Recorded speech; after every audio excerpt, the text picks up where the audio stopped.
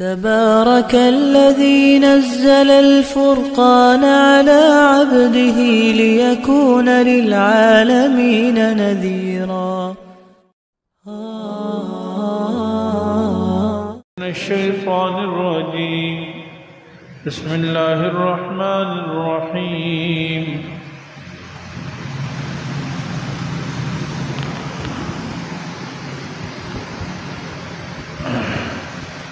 واتل عليهم نبأ ابني آدم بالحق إذ قربا قربانا فتقبل من أحدهما ولم يتقبل من الآخر قال لأقتلنك قال إنما يتقبل الله من المتقين. صدق الله العلي العظيم وصدق رسوله النبي الحبيب الكريم ونحن على ذلك لمن الشاهدين والشاكرين والحمد لله رب العالمين.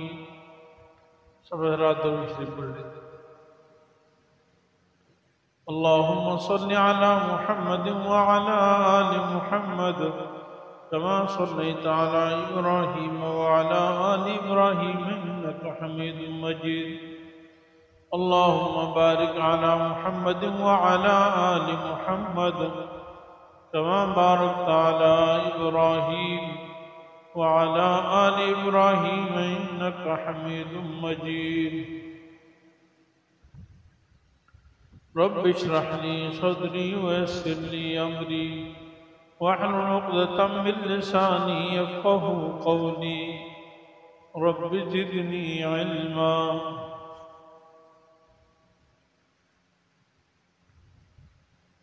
اللہ جل جلالہ ساری کائنات کے خالق اور مالک ہیں. اللہ تعالی سب سے بڑے ہیں اور اللہ رب العالمین ہی اس لائق ہیں کہ اس کی عبادت کی جائے، اس کی اطاعت و فرما برداری کی جائے.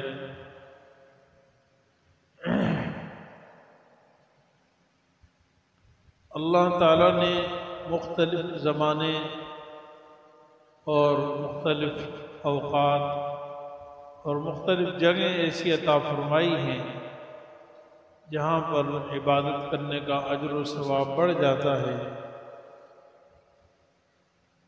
تقریباً رمضان المبارک سے لے کر ذی الحجہ تک یہ سارا زمانہ عبادت کا زمانہ ہے. رمضان المبارک کا پورا مہینہ رمضان کا مہینہ ہے اور پھر یکم شوال سے حج کے مہینے شروع ہو جاتے ہیں. الحج اشہر معلومات، یعنی حج جو ہے حضرت ان سے کہیں قرآن کی قرآن رکھتے ہیں. حج کے چند متعین مہینوں کا نام ہے. یعنی حج یکم شوال سے حج کا وقت شروع ہو جاتا ہے، اگرچہ اس کی ادائیگی 9 ذی الحجہ کو ہوتی ہے یا تکمیل ہوتی ہے. بہرحال بہت سارے احکام ہیں جو یکم شوال سے متعلق ہیں، یکم شوال سے لے کر 9 ذی الحجہ تک. تو یہ بڑے بابرکت ایام ہیں. بہرحال ان دنوں میں بہت ساری عبادتیں جو گزشتہ جمعے میں نے بیان کی تھی، ان عبادات میں سے ایک بہت بڑی عبادت قربانی کی عبادت ہے جو انشاءاللہ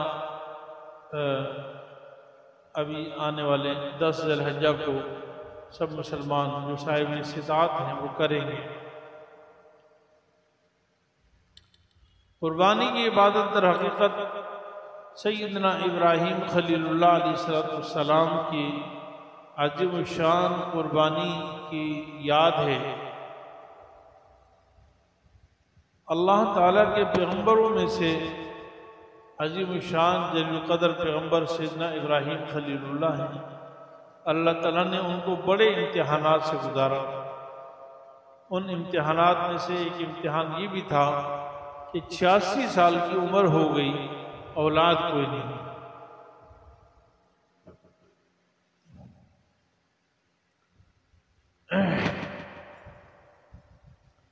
اللہ تعالیٰ سے ہمیشہ مانگتے رہے کہ اللہ مجھے اولاد عطا فرما۔ انبیاء علیہ السلام اولاد اللہ تعالیٰ سے مانگتے ہیں اس لیے کہ وہ میرا ہم نشین اور میرا جان نشین بن جائے، یعنی میرے مرنے کے بعد میرا وارث بن جائے اور دین کی دعوت، دین کی تبلیغ، دین کی تعلیم وہ ذمہ داری اٹھائے۔ بہرحال انسان ہونے کے ناطے ویسے بھی اولاد سے فطری محبت ہوتی ہے۔ اللہ تعالیٰ سے مانگتے رہیں رب هب لی من الصالحین، اے اللہ مجھے نیک اولاد عطا فرما۔ قرآن کریم میں کئی جگہ مختلف واقعات ذکر ہیں۔ بہرحال ایک دفعہ قوم لوط کو ہلاک کرنے کے لیے جب فرشتے آئے تو انہوں نے حضرت ابراہیم علیہ السلام کو یہ بھی خوشخبری سنائی کہ اللہ تعالیٰ آپ کو اولاد عطا فرمائیں گے۔ اولاد مانگتے تو تھے اور اللہ تعالیٰ کی ذات پر یقین تھا، لیکن پھر بھی ظاہری حالات کے اعتبار سے وقت گزر چکا تھا۔ 80-90 سال کی عمر یا 100 سال کی عمر عام طور پہ اولاد کی نہیں ہوتی، عمر بڑھ گئی تھی۔ تو پھر تعجب سے حضرت ابراہیم علیہ السلام کی اہلیہ محترمہ نے فرمایا کہ میری اولاد کیسے ہوگی، میں تو بوڑھی ہو چکی ہوں، وہذا بعلی شیخا، اور یہ میرے شوہر بالکل بوڑھے ہیں۔ بہرحال اللہ تعالیٰ نے فرمایا کہ ہم قادر ہیں اور ہم دیں گے، اور یقین تھا کہ اللہ دے سکتے ہیں۔ قالوا اتعجبین من امر اللہ رحمت اللہ وبرکاتہ علیکم اہل البیت، فرشتوں نے کہا کہ تم اللہ کی حکم پر کیسے تعجب کر رہے ہو، حالانکہ اللہ کی رحمتیں اور برکتیں تمہارے خاندان والوں پر ہیں۔ بہرحال اللہ تعالیٰ نے بڑھاپے کی زندگی میں اولاد عطا فرمائی۔ پھر ابھی بچہ چھوٹا ہی ہے، گود میں ہے، اللہ تعالیٰ نے حضرت جبریل علیہ السلام کو بھیجا اور فرمایا کہ آپ جبریل کے ساتھ چلیں اور جہاں اللہ تعالیٰ حکم دیں جبریل علیہ السلام کے ذریعے سے وہاں بیوی بچے کو چھوڑ کے آ جائے۔ چنانچہ فلسطین سے حضرت ابراہیم علیہ السلام چلے اور بیوی ساتھ ہیں سیدہ ہاجرہ علیہ السلام، اور ایک چھوٹا گود کا بچہ ہے اس کو ساتھ لے کر جہاں بیت اللہ ہے وہاں پر لے گئے۔ بیت اللہ کے آس پاس کسی قسم کی کوئی آبادی نہیں تھی کیونکہ وہاں پانی نہیں تھا، اور ہر چاروں طرف پہاڑی پہاڑ، زندہ رہنے کے ظاہری کوئی اسباب موجود نہیں، لیکن اللہ تعالیٰ نے حکم دیا کہ آپ اپنی بیوی کو اور اس معصوم بچے کو یہاں چھوڑ کے چلے جائیں۔ ایک عجیب امتحان، ایک عام انسان سے تصور نہیں ہو سکتا۔ پھر وقت کا اتنا بڑا جلیل قدر پیغمبر کتنا یہ شفیق اور مہربان اور رحیم ہوگا، لیکن اللہ کے حکم کے سامنے عقل نہیں چلائی، پر جو اللہ کا حکم ہے اس کے سامنے سر جھکا دیا۔ کیوں چون چرانی بھی۔ یہی تعلیمات ہیں انبیاء علیہ السلام کی، آج کاش کہ ہمارے اندر بھی یہی آ جائے۔ بیوی کو بتایا تک نہیں کیونکہ اللہ کا حکم ایسی تھا، بیوی سے مشورہ نہیں کیا، اس کی ذہن سازی نہیں کی، جو زندگی میں تربیت کی وہ تو اپنی جگہ پر ہے۔ تو ابراہیم علیہ السلام روانہ ہو گئے، بیوی کہنے لگی کیا ہو گیا، کدھر جا رہے ہو ہمیں چھوڑ کر، یہاں تو انسانی زندگی زندہ رہنے کی کوئی اسباب ہی نہیں ہے، کہاں جا رہے ہیں؟ ابراہیم علیہ السلام نے کچھ نہیں کہا، سمجھ گئی بیوی نبی کی بیوی تھی، انہوں نے کہا کہ کیا اللہ تعالیٰ کا حکم ہے؟ تو ابراہیم علیہ السلام نے سر ہلا کر جواب دیا بالکل اللہ تعالیٰ کا حکم ہے۔ تو سیدہ ہاجرہ علیہ السلام نے فرمایا اذن لا یضیعن اللہ، پھر ہمیں کسی کی پرواہ نہیں۔ سبحان اللہ، اللہ تعالیٰ ہمیں ایسا ایمان نصیب فرمائے۔ زندگی کے اسباب نہیں، انسان نہیں ہے وہاں پہ رہنے والا، پرند چرند نہیں ہے وہاں پہ، جانور تک نہیں ہے اس علاقے میں، ہواؤں میں اڑنے والے پرندے نہیں ہیں، کیونکہ وہاں پانی نہیں ہے۔ لق دق میدان، پہاڑی پہاڑ، وہاں دن بھی گزریں گے، راتیں بھی گزریں گی، انسان کو کھانے کے لیے چاہیے، اسباب چاہیے۔ فرمایا بس جب اللہ تعالیٰ نے حکم دیا ہے تو پھر اللہ ہمارے لیے کافی ہے، پھر اللہ تعالیٰ ہمیں ضائع نہیں فرمائے۔ چنانچہ وہاں رہنے لگے، اب پانی کی ضرورت ہوئی، بچہ تڑپ رہا ہے، پانی کی ضرورت ہے، پانی ہے نہیں، اور انسان بلکہ ہر حیوان پانی کے بغیر نہیں رہ سکتا ہے۔ اللہ تعالیٰ فرماتے ہیں وَجَعَلْنَا مِنَ الْمَاءِ كُلَّ شَيْءٍ حَيٍّ، ہم نے ہر چیز، ہر زندہ چیز کو پانی سے بنایا ہے، انسان کی زندگی پانی سے ہے۔ بہرحال حضرت حاجرہ علیہ السلام صفا پہاڑی پہ گئی، چھوٹی سی پہاڑی تھی، اس پہ گئی اور دائیں بائیں دیکھا کہ کہیں پانی نظر آتا ہے، پھر دوڑتی گئی بچے کو وہیں لٹایا ہوا جہاں زمزم کا کنواں ہے، اور پھر وہاں سے مربع کی پہاڑی پہ گئی، شاید ادھر کہیں سے نظر آ جائے۔ بیچ میں جہاں سے بچہ نظر نہیں آتا تھا تو اس علاقے سے ذرا دوڑ کے گزرتی تھی۔ تو اس طرح 7 چکر لگائے، کبھی ادھر کبھی ادھر، اور پھر اچانک جہاں بچہ لیٹا تھا اللہ تعالیٰ نے وہاں سے چشمہ جاری فرما دیا، زمزم کا چشمہ۔ تو حضرت سیدہ حاجرہ علیہ السلام نے وہیں سے آواز لگائی زم زم زم زم، یہ عربی زبان کا لفظ ہے ٹھہر جاؤ ٹھہر جاؤ ٹھہر جاؤ، یعنی ماں کے دل کی ایک بات تھی کہ ایسا نہ ہو کہ پانی تو نکل رہا ہے لیکن پانی بہہ کے ختم ہو جائے، تو فرمایا ٹھہر جاؤ۔ ہمارے آقا سیدنا محمد صلی اللہ علیہ وسلم نے ارشاد فرمایا کہ اگر ہماری ماں حاجرہ علیہ السلام کی زبان مبارک سے یہ لفظ نہ نکلتا زم زم رک جاؤ، تو یہ پانی پوری دنیا میں پھیل جاتا۔ زمزم کا پانی پوری دنیا میں اللہ بہا دیتے، اتنا پانی ہو، لیکن وہ موقع یہ سی قربانی کا تھا، قبولیت کا تھا کہ جو زبان سے نکلا فور اللہ نے وہیں ٹھہرا دیا۔ آج لاکھوں انسان وہاں سے زمزم کا پانی لے جاتے ہیں لیکن پانی بہہ کر آگے چشمہ جاری نہیں۔ پر یہ عظیم قربانی تھی، ایک حاجرہ علیہ السلام نے دوڑ لگائی، اللہ تعالیٰ نے اس کی یاد میں قیامت تک سارے حاجیوں کی دوڑ لگائی کہ اپنی ماں کی یاد تازہ کریں، لیکن دوڑی صرف حاجرہ علیہ السلام تھی۔ پھر قیامت تک کسی عورت کو دوڑنے کا حکم نہیں دیا، عورتوں کو کہا کہ بغیر دوڑے چلنا ہے، بس تمہاری ماں دوڑی تھی وہ کافی ہے، البتہ مرد دوڑیں گے۔ یعنی یہ یاد جو اصل تازہ ہے یہ عورت کی یاد ہے، یعنی اصل میں یہاں تو دوڑی تھی اماں حاجرہ، ابراہیم علیہ السلام نہیں دوڑے، لیکن اب قیامت تک مردوں کو حکم دیا کہ تم دوڑو اور عورتوں کو کہا کہ نہیں دوڑو۔ وجہ کیا ہے کہ عورتوں کے لیے پردے کے احکام ہیں، دوڑنے میں بے پردگی ہوتی ہے، اس لیے نظام بدل دیا کہ ہماری ماں دوڑی ہے، اب قیامت تک مرد تو دوڑیں گے لیکن کوئی عورت نہیں دوڑے گی، عورت اپنے پردے میں جائے۔ اسی لیے مرد احرام کا لباس پہنتے ہیں، عورتوں کے لیے احرام کوئی نہیں ہے، تو عام کپڑے ہیں وہی پہنیں گے۔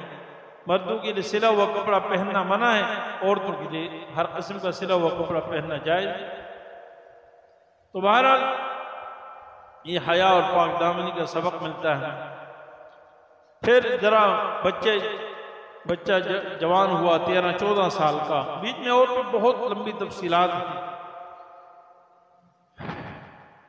13-14 سال کا بچہ ہوا تو اللہ تعالیٰ نے حضرت ابراہیم علیہ السلام سے کہا کہ آپ بھی چلے جائیں مکہ میں۔ اب وہاں جانے کی اجازت مل گئی۔ جب یہاں آئے تو یہاں پر ایک بہت بڑا قبیلہ جرہم آباد ہو چکا تھا اور یہ پوری بستی اور گاؤں بن چکا تھا۔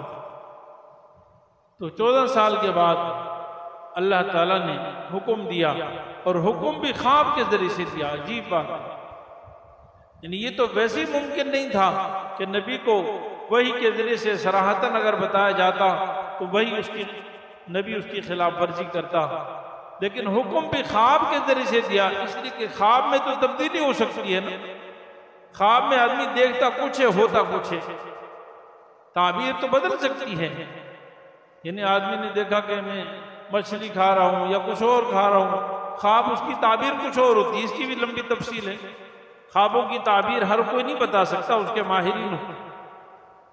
تو بہرحال خواب میں دیکھا کہ بیٹے کو ذبح کر رہا ہوں،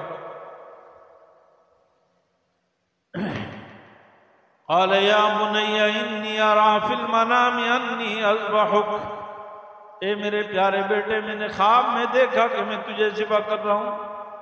موقع تھا کہ کہتے جی اس کے خواب کی تعبیر یہ ہے اور یہ ہے، بہت ساری تعبیریں، کیونکہ شریعت مطہرہ میں اس کی پہلے کوئی مثال نہیں ملتی کہ بچے کو ذبح کیا جائے، اور بیٹے کو بھی تعویل کی گنجائش تھی، بیٹے کو بھی صاحب بتایا کہ میں نے خواب دیکھا ہے کہ میں تمہیں ذبح کر رہا ہوں۔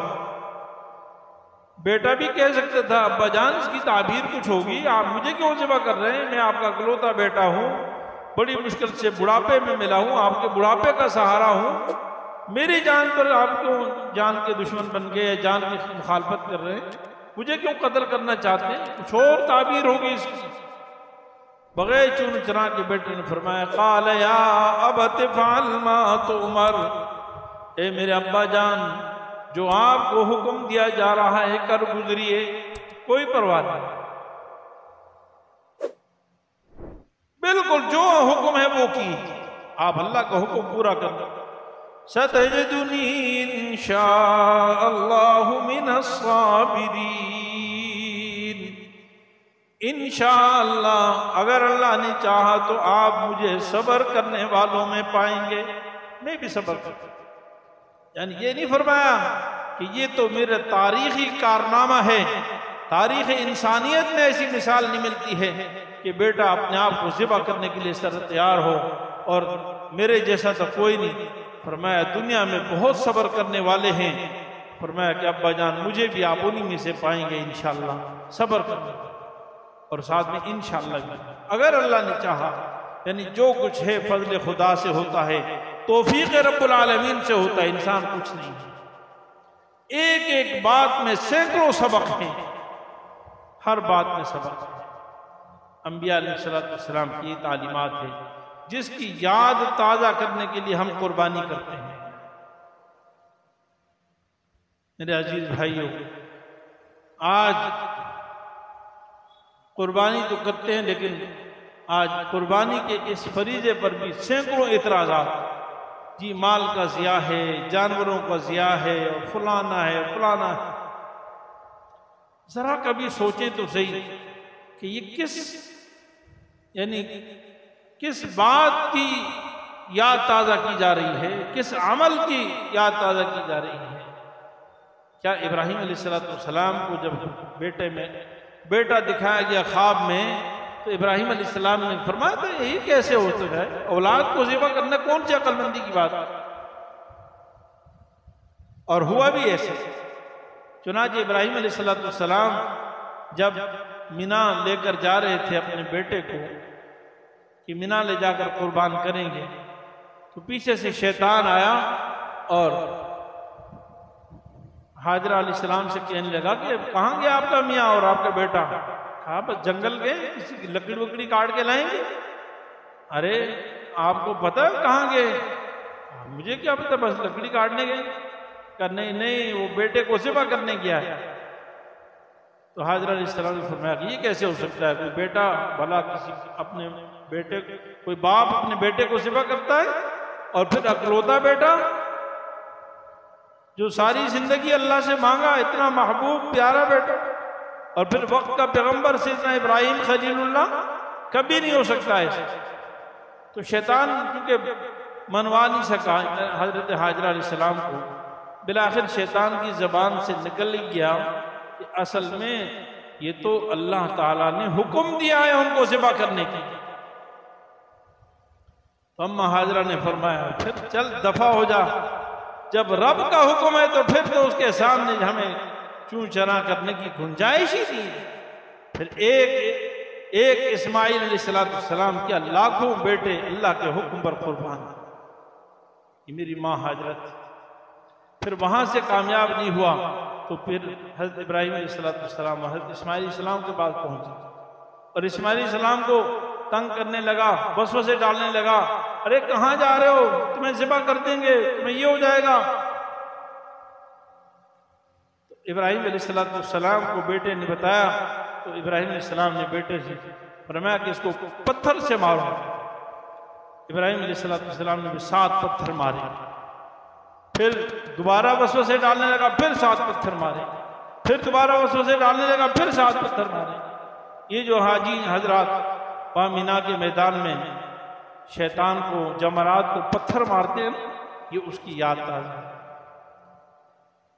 کائنات کے دنوں میں سارے زمانے کے اندر جتنا شیطان 9 10 11 12 ذی الحجہ کو ذلیل و رسوا ہوتا ہے، تاریخ میں اتنا زیادہ کبھی رسوا نہیں.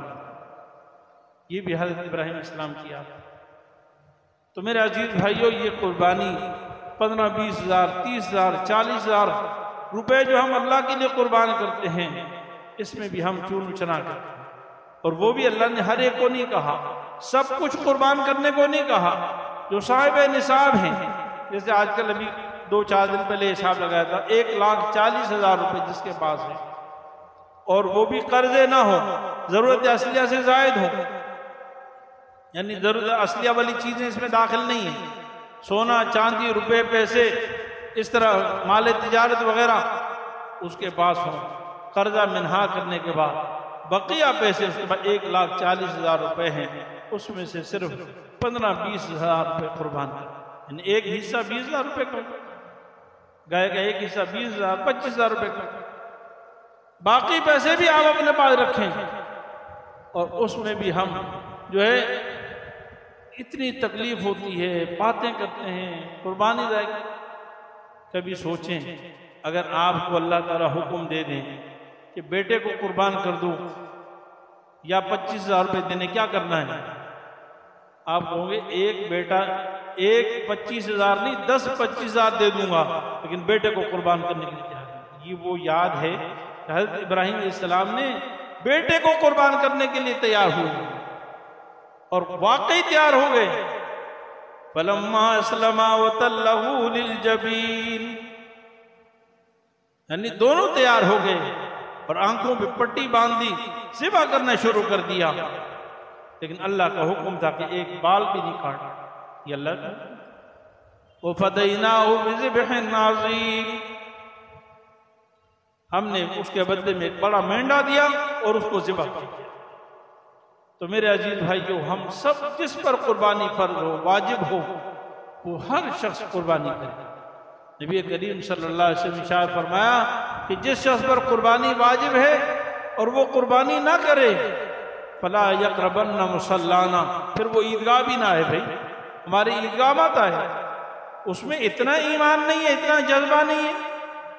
اتنے ہمارے بڑے بزرگ پیغمبر سیدنا ابراہیم خلیل اللہ علیہ السلام نے اپنے بیٹے کو قربان کیا، اس کے قربان کرنے کے لیے تیار، اور وہ چند پیسے اللہ کے راستے میں قربان کرنے کے لیے تیار. بھئی مال دولت تو سب اللہ کا ہے. آپ کو آنکھیں کس نے دی، ہاتھ کس نے دیے، پاؤں کس نے دیے، زبان کس نے دی، عقل کس نے دی، دل دماغ کس نے دی، سب اللہ کی دین ہے. انسان جو کچھ کماتا ہے اور جو کچھ ہے انسان کے پاس، سب اللہ کا فضل و کرم ہے. انسان کا اپنا کچھ نہیں ہے، اور جب چاہے اللہ تعالیٰ لے لے. تو اس لیے میرے عزیز بھائیوں، یہ بڑا عظیم شان دن آنے والا ہے. ہم میں سے ہر شخص پوری کوشش کرے، اور جس پر قربانی واجب ہو، مرد پر، عورت پر. کہ ہم بہت ساری باتیں غلط سلط مشہور ہیں. کچھ لوگ تو یہ سمجھتے ہیں شاید 7 قربانیاں کرنی، بس 7 قربانی کی تعداد پوری کرنی. ایسا کچھ نہیں ہے. ہر عاقل بالغ مسلمان مرد جو صاحب نصاب ہو، جس کے بعد نصاب کا مال موجود ہو، اب مرد ہو، عورت ہو، باپ ہو، بیٹا ہو، بالغ ہو، بیٹی ہو، کوئی بھی ہو، جس کی ملکیت میں یہ ہوگا، اس پر قربانی واجب ہے اور قربانی کرنا ضروری ہے. حج کے 3 دنوں میں، عید کے 3 دنوں میں جس کے پاس یہ مال ہوگا، اور سال گزرنا بھی کوئی شرط نہیں، عید کے دن میں کسی کے پاس مال آ جائے تب بھی اس پر قربانی واجب ہوگی۔ اللہ رب العالمین ہمیں شریعت مطہرہ کے مطابق زندگی گزارنے کی توفیق عطا فرمائے، اور ہم سب کو اخلاص کے ساتھ خالص اللہ کی رضا کے لیے قربانی کرنے کی توفیق عطا فرمائے۔ وآخر دعوانا الحمدللہ رب العالمین۔ مفتی صاحب کے YouTube چینل کو سبسکرائب کیجئے اور ان کے تازہ بیانات کے ذریعے اپنی علمی، اصلاحی اور فکری آبیاری کرتے رہیے۔ جزاکم اللہ۔